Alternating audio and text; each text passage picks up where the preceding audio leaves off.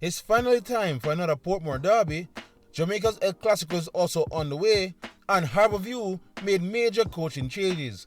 All that and more, and this Match Week 12 preview show. Yes, people, welcome back to Champion Fan, and we got 6 games coming for this Match Week 12, as Cavaliers are still in battle for that Caribbean Cup. But what we do got is a lot of standout matches, so let's get through them quickly. Starting with the rivalry in the Sunshine City. Dunbeholden versus Portmore United. After seeing their 7-game unbeaten run snapped by Arnett a couple of weeks ago, Portmore also went on to face another tough team last time out in Waterhouse and only managed a draw. So this 1 point out of 6 have seen them slip away a bit from the top of the table, so they definitely will need a win to keep pace for the top. The only problem though is that they will be facing one of their fiercest rivals in fellow Portmore club, Dunbeholden. Dunbeholden had travelled away from their home ground for the last couple of weeks and found victories hard to get. So they especially should be happy that they'll be back to home comfort when they come back to the Dunbeholden Sports Complex. Dunbeholden have a 100% record at home, as their small confine of their pitch and rabid fans is a hard thing to adjust for away teams. But there's one club that is used to that ground, and it's Portmore United. So it's fascinating to see just how well Rudolph Austin 352 system will play well against Dunbeholden on that pitch. No major injury doubts for this game I can think of, as majority of the players should be back, including Stephen Young for Portmore. In fact, Portmore has not lost to Dunbeholden in their last 4 encounters, which include their last meetup where they drew 1-1 back in April. So it should be a fascinating encounter, of course, where Dunbeholden hosts Portmore United this Sunday 3 p.m. at the Dunbeholden Sports Complex. Chapelton Maroons versus Tivoli Girlz. All that doom and gloom that was hanging about Drumwit and Tivoli Girlz' last couple of weeks has just faded away thanks to a 6-goal blast of form in their last match day. Every single player in orange felt that they were fighting for the badge, and you would think if they can keep that up, they will be far away from relegation and probably even challenge in the top 6. But one big win is just one big win, and they need to keep it going, and they would have to do it in the jungle where they face Chapelton Maroons. Now the Maroons were idle last week thanks to Cavalier match being postponed, so while they got the rest, they also saw themselves fall all the way to the 14th position and definitely last in the league. Again, I know I'm sounding like a broken record, but Chapelton honestly has not been playing that bad of a football this season to be in 14th. So they just have to find a way to collectively get results to match their play on the field. That defense has been fairly leaky despite the great work of Austin and Ricky to into centre-back partnership. And of course they have issues up front, as Williams and Ellis need to give them more goals to sustain them in this league. But what they do have is a superstar in Demar Deacon, and they will be desperate if he can keep things going to try and propel him up the league. While Tivoli have a superstar in him own in Justin Dunn, and after he's won the goal last week, they'll be hoping and praying this is a sign of more things to come. But we will see for ourselves when Chapelton Maroons host Tivoli Girlz at Anthony Spalding Complex this Sunday at 3 p.m. Mount Pleasant versus Molynes United. You would never guess a couple weeks ago that this would be a battle of 2 informed teams, but surprise, surprise, Mount Pleasant are beaten in the last 4, and Molynes is coming off back-to-back wins entering this game. Mount Pleasant seem back to their best after their mauling of Vere United in the midweek, and will look to keep it going against another team that is perceived to be struggling in Molynes United. But Molynes have turned things around at least temporarily after back-to-back crucial wins against teams around them in the bottom of the table, so now this will be a true test when they take on a top 6 team. Jermaine Thomas will actually hoping that his defense, which has been much better the last 2 games, keeps up against a high-power attack from the men from St. Anne. Mount Pleasant are definitely firing all cylinders now after finally converting their chances, and in Kimoni Bailey, they have a player that they seem to always find the back of the net. But Molynes also have a striker that seems to find in his form. Jason Wright again scored in his last game, and with the hope that he can find a reliable partner who can help him release one of those goals. Mount Pleasant will also be wary of Molynes though, because the last time they faced each other at Draxall, Molynes walked away with a 1-1 draw. And of course, there will also be a shorter rest compared to their opponents after playing Thursday when they meet up for a clash at the Draxall Sports Complex this Sunday at 3 p.m. Racing United versus Humble Lion. So Racing United has been very streaky in terms of form. In the last 5 games, they have 2 victories and 3 losses, which at least was good enough to take them out of the relegation zone and into the mid-table position.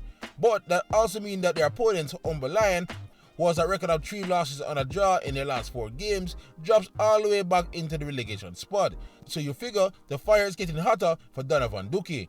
It's great that he has a team that's difficult to break down, but he has to find a way to get the goals flowing in the opposite direction. Big summer signing Kemar Bushy-Beckford has not worked out so far, and Andre Clennon has had a horrible November in terms of goal scoring. But Racing have goal scoring issues of their own.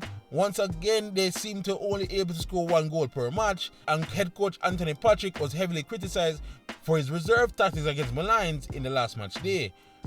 They even admitted that they need a quality number 9 to stay up in this league, but they would have to wait till January to try and get one. So in the meanwhile, they would have to rely again upon Ronaldo Biggs, but at least in Andre Campbell, they have a striker that's in form.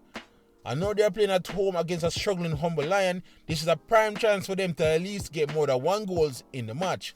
But we will see what happens when Racing United hosts Humble Lion at the Fernita Park this Sunday at 3 p.m. Harbour versus Vere Phoenix United. Now this is a matchup of both teams that are in absolutely dreadful form. Harbour comes into this game with only 1 win in the last 5, while Vere is even worse with only 2 points taken out of the last 5 games. What made this encounter even more interesting is both teams are coming off absolutely shellacking, with both teams losing 6-0 in their last match day. One of them caused changes at Harbour, and we'll hear more about that later. But I witnessed that game myself, and I will tell you, I saw enough quality in that team to tell Harbour fans it's not all over just yet.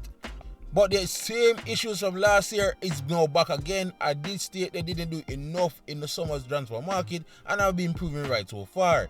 The goalkeeping situation improved a bit with Vere, but you have seen his inexperience in that game against Tivoli. And of course, they still have issues getting goals from their strikers. But Vere seemed to be more of a complicated mess.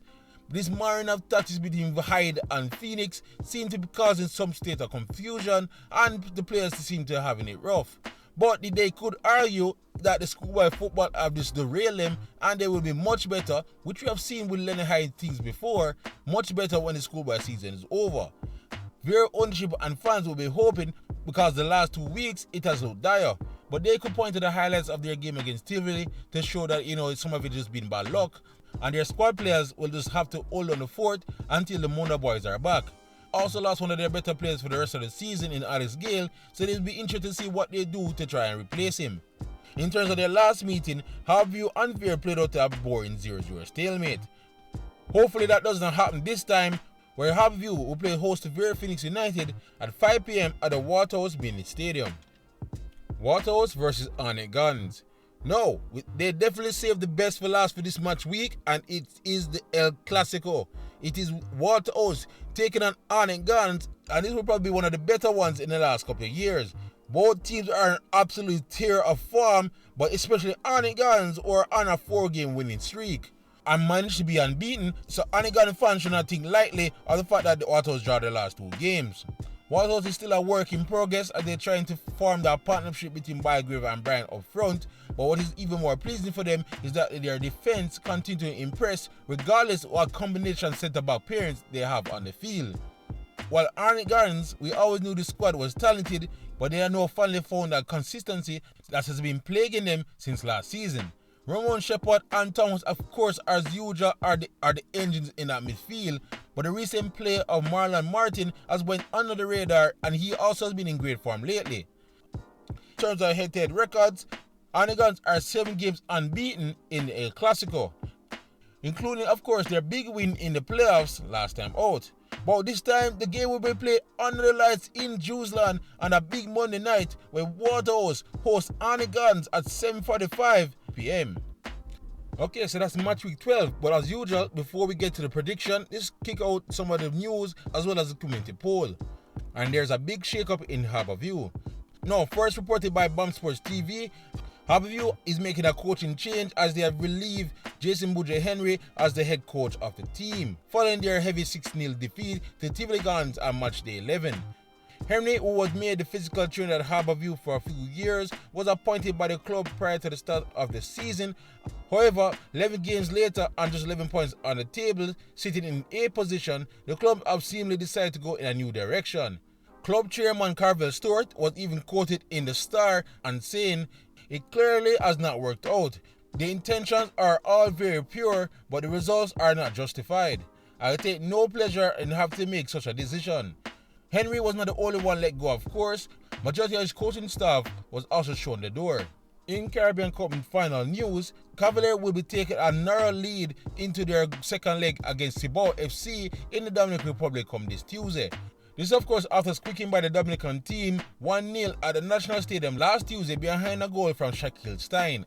We wish the Cavalier men best of luck as they contend for the Caribbean region top prize. And finally, the Reggae Girlz are back to winning ways after beating South Africa 3-0 in their first of 2 games at the Montego Bay Sports Complex. A first ever goal for Jamaica by Wilson got things off and running before a brace from our captain, Khadija Bonet-Shaw, sealed the win and give Jamaica their first win in some time. Of course, both teams will meet again for their second match on Monday, and they will be played at 7:30 p.m. at the same venue. Okay, so that's it for the news. Now time for the community poll, where this week I asked you guys, were you happy with Cavaliers' performance in last night's CONCACAF Caribbean Cup final leg 1 against Tivoli FC? And a bit of surprise here, 84% of you guys said yes. And why it's surprising is because for what I've been hearing on social media ever since the match and in the stadium during the game, is that majority of the fans were not happy that Cavalier was not more aggressive in their play in that second half. Rudolph Speed did indicate in the post-match conference to avoid letting in a goal since away goals rules are in play, and then doubled down on this fact a couple days later. But majority of my colleagues and those I'm hearing on social media did not push harder and take more risks to rack up the goals in that second half.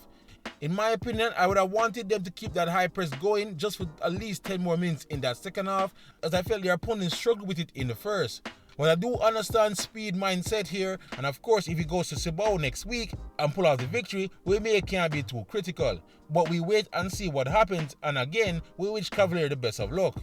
Alright, the hardest part of the show, the prediction time. Starting straight up with the Portmore derby, Dunbeholden are the simply unbeatable it seems on that pitch, but Portmore also seems like the one team best equipped to get a result on that pitch, and I would say probably this game end up Dunbeholden 1, Portmore United 1. Chapelton versus Tivoli. I always believed Tivoli were a better team than what their league position was showing. Chapelton won't be a pushover of course, but I think Tivoli win this game 2-1. Mount Pleasant versus Molynes. Molynes were on a good run, but I think it will come to an end here as Mount Pleasant are finally looking like their last season selves. I think Mount Pleasant win this one 3-1. Racing United versus Humber Lion. I know I said this often about Humber Lion, but honestly this game against Racing United, 2 teams that are struggling to score, just scream 0-0 at me. I hope it doesn't happen, but I believe it will be 0-0. Harbour versus Vere United. Probably the toughest game to call. Both teams are coming off a shellacking, but I believe it's going to be Harbour 1, Vere United 1. Then the big clash, Waterhouse versus Arnett. Man, I'm hoping and praying and also believing this is going to be Waterhouse 2, Arnett 2. Anyway guys, that's all from me here on Jamaica Fun. Match week 12 is almost here and we can't wait to see it happens. But anyway, thank you for watching, and please like, subscribe and share as we look to keep you up to date on all things in the Jamaica Premier League leading up to the final in May. Otherwise, for great JPL content, you're already at the right place. Jamaica Fun. YouTube, big up yourself.